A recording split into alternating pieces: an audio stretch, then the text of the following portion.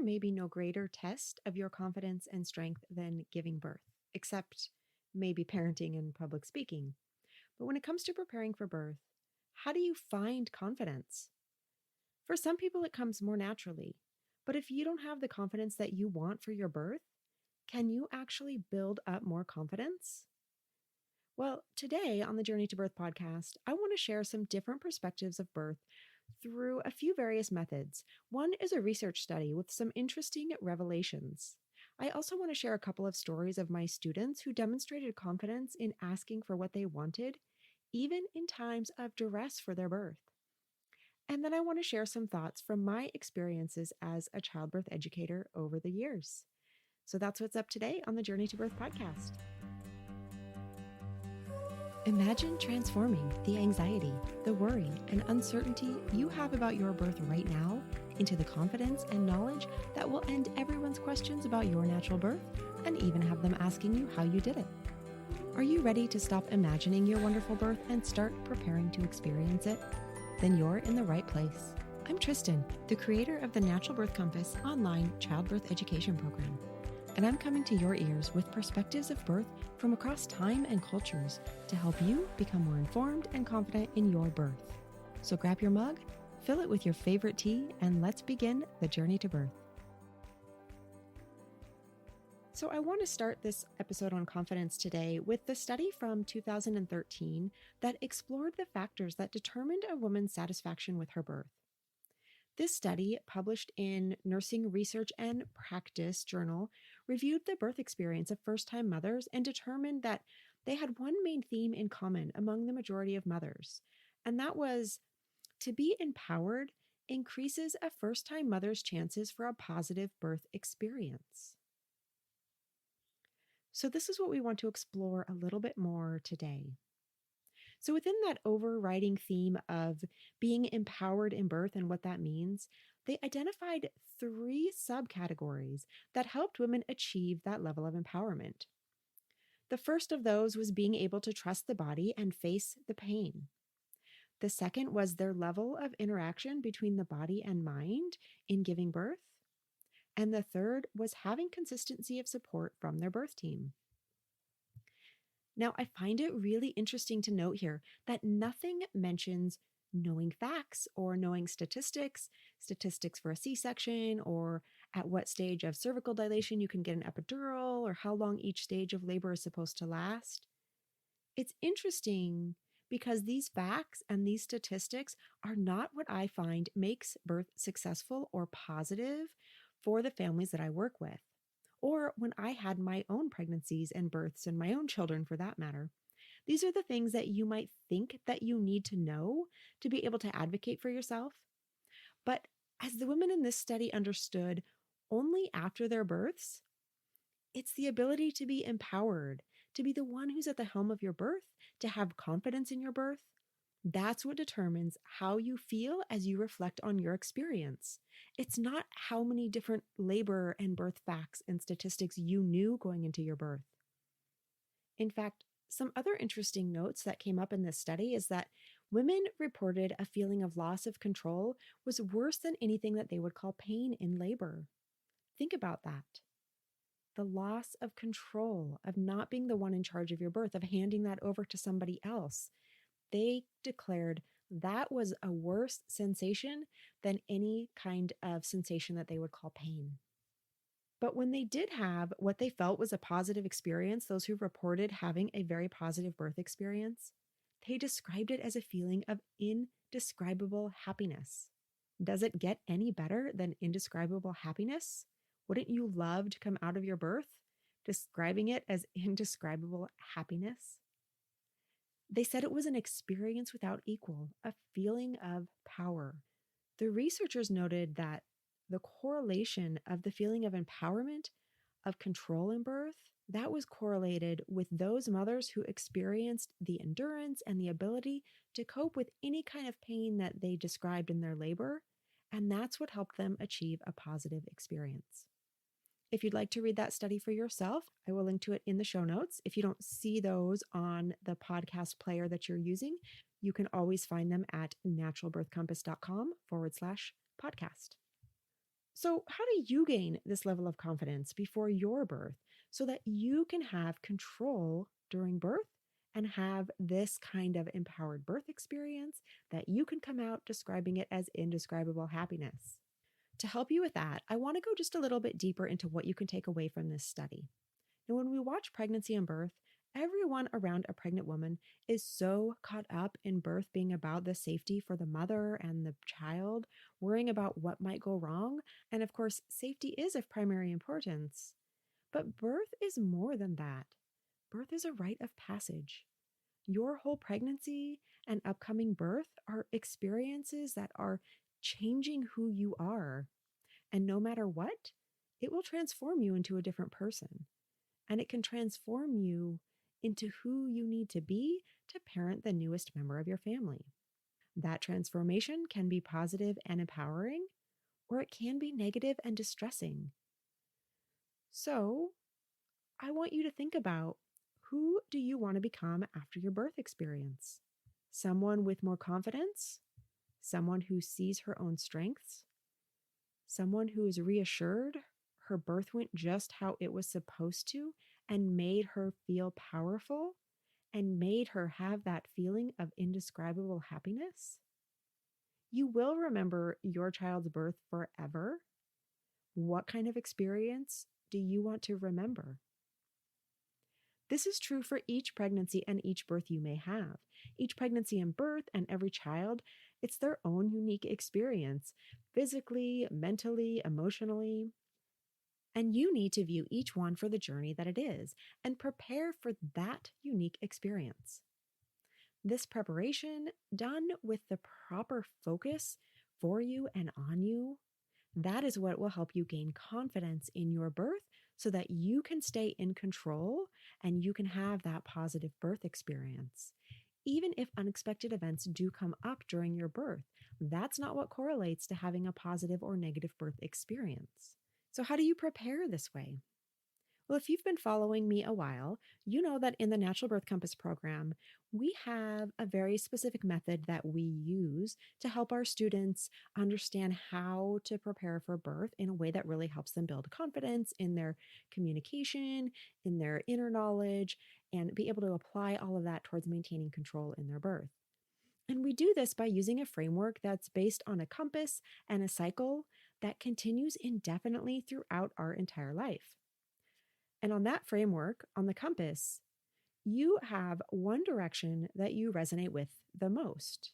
The resonance of the one direction is part of why we use the compass as the way that we frame up this cycle, because it makes it easy to understand which direction you resonate with most and pull out those pieces that you're going to be able to use to create that level of control. So, in other words, you are going to resonate most closely with the east, the south, the west, or the north. And once you identify your resonant direction, you can start to explore what that means for you in your everyday life, how it shapes your view of the world, and how it comes out as you're being in the world. And with the right guidance, you can understand how it will show up for you in your birth. Now, each direction has its strengths, and it also has its challenges. It has its gifts, and it has areas that are going to require a little bit more awareness and preparation for you. So, for example, if you're an East, you are probably skilled at planning, at being really clear at what you need and what you want. You are probably very determined and you have great willpower. But when it comes to being flexible, to managing a change in plans, this might take some practice. It is not in the nature of someone who resonates in the East to be able to change course on a dime. So if you're an East, you prefer to make a plan and stick to it. Now, if you're a South type, on the other hand, you can be flexible. You're open to ideas. You are warm and energetic. But because of that, South types might find that their friendliness can make them a little more vulnerable to suggestion and to influence in the birth room because they so desire for everyone to be happy in their presence, even if it means compromising and being flexible in an area that they may later come to regret. So, from these two examples already, you can see how knowing your type can help you more confidently prepare because you can identify your specific strengths and think about how you can use them in your birth. And perhaps even more importantly, you can begin to notice the areas of your type that could present as a challenge in your birth so that you can better prepare for them should those challenges arise. And this is where you learn how to maintain control of your birth, which is part of what correlates to having that positive birth outcome. So, for an East type, learning how to pivot in your everyday life, learning how to gracefully accept a change in plans can help you prepare for how to respond and how you might feel should you have any unexpected events or changes arise in your birth. Even if they're just small, simple changes, for an East, that can really disrupt the whole flow of her birth. While the South type, they can focus on getting really clear about what they want for their birth, the feelings and expectations they have, spending time getting really clear on their birth why, so that they can strengthen their own voice in their birth and reduce their potential of being influenced or being too overly pleasing to those around them, especially by those whom they see and respect as the professionals in charge in their birth room. When you do this kind of preparation work ahead of time, you will go to your birth with so much confidence in who you are and how you will be in your birth and how you can navigate anything challenging that arises. When you have this confidence, your birth team is able to help support and guide you because they're not put in the position of directing you. Instead, you direct them in how to support you. And that was one of those three subcategories that helped those women have a positive birth experience, was having the right kind of support in the birth room.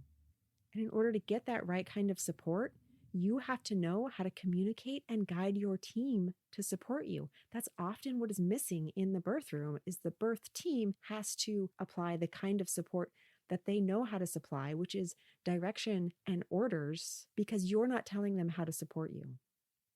Now, knowing this information and knowing your type and knowing how to maintain control of your birth, it doesn't mean your birth will be perfect or that unexpected things might not come up, but you'll be prepared to manage anything that isn't perfect. And remember from that study that I shared with you earlier, what those women reported as bringing them satisfaction in their birth was a feeling of being in control of the birth so that they could manage pain and have the support of their birth team rather than the birth team having control and trying to manage the pain for them or make suggestions, influence them to do things that they didn't actually want to do in their birth. So now you might be wondering, can this work for you? Well, I want to share a couple of stories from my own students because they were people just like you before they went through the Natural Birth Compass program, and they had all these same questions and same fears and same concerns. The first story I want to share with you is a mom who had initially planned a home birth, but that had to change because an unexpected health condition arose toward the end of her pregnancy. And that health condition resulted in her deciding to transfer her birth to a hospital just to make sure she and her baby had access to the kind of health care that they might have needed. Now, despite the change in her plans, because she was confident and certain in all aspects of her birth, her transfer to the hospital was actually extremely smooth.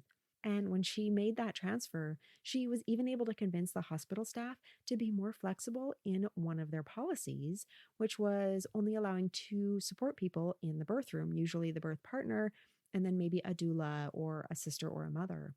But in this case, she was allowed to have 4 or 5 different support people in the room with her at any given point in time. Her birth partner, which was her husband, and her doula, and her sister and her mother, and even her aunt was there for part of the birth. Because for her, this was a really important part of empowering her birth, was to have all of these other family members around to support her and be her cheerleader. That was why she had initially chosen an out of hospital birth, because she didn't want to have to compromise on that. But when this health condition arose that caused her to have to make some changes in what she initially had planned, she was able to speak with confidence and convey to the medical staff how important it was for her to have this group of people for her birth and why she needed them to have a successful birth. And no questions asked, they let all of those family members in. Now, the second story that I want to share is of a family whose birth I actually attended. It was a planned hospital birth. And in this birth, when the mother decided that she needed to have an epidural to support her labor process, generally the policy of the hospital is to ask the additional labor support people to leave the room. So they only have the laboring mother and the birth partner in the room just to help keep things calm, keep things clean. They like to have a clean and sterile environment as much as possible when they're administering an epidural. But for this mother, getting an epidural was an extremely frightening process, even though the fear of it was less than the relief that she was asking for by having the epidural.